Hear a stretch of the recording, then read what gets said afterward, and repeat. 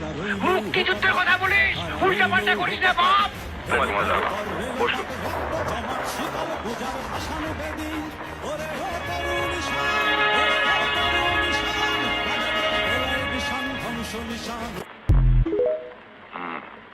SSC কোন ডিভিশনে পাশ করেছেন? First division. HSC first division. Honours? First class. MA? First class. পড়ালেখা শেষ করেছেন কত বছর? 5 বছর। এতদিন চাকরি হয়নি কেন?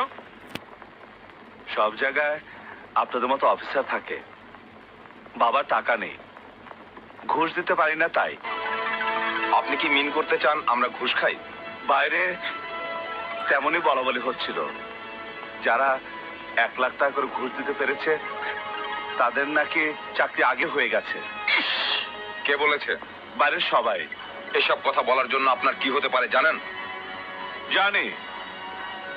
5 বছর ধরে অন্যান্য ইন্টারভিউ বোর্ড থেকে যেভাবে বের হয়ে এসেছি, আজও সেভাবে বের হয়ে যেতে হবে। এই ছেলে, তোমাকে এইসব কথা বলার জন্য এখনই পুলিশে দিতে পারি, তা জানো? হ্যাঁ, তা দিতে পারে। অপরাধটা বোধহয় আমি আপনাদের ঘুষ খাওয়ার কথা বলেছি এই জন্য না। চাকরি যে আমার হবে না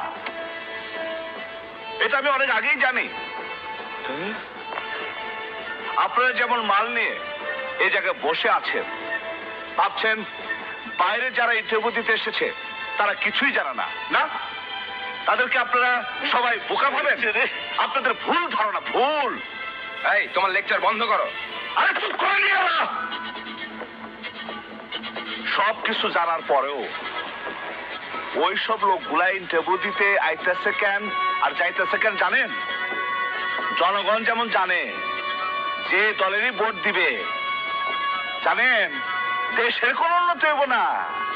তবু দেখেন জানেন, তবু যদি কিছু হয়, আর এরা ইন্টারভিউ দিতে আসে কেন জানেন?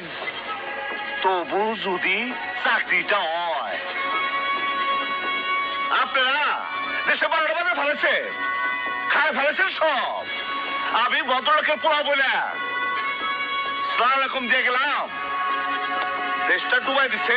দরজাটা খোল। এটা কি করলি বাপ? চুপ করো। এই যে সার্টিফিকেট, কিসের সার্টিফিকেট? মুক্তিযুদ্ধের। আরে কিসের মুক্তিযুদ্ধের সার্টিফিকেট? এটা ভুয়া সার্টিফিকেট। এই সমাজের সার্টিফিকেটের কোনো মূল্য নাই, কোনো মূল্য নাই। সব শালা চোর। হানুম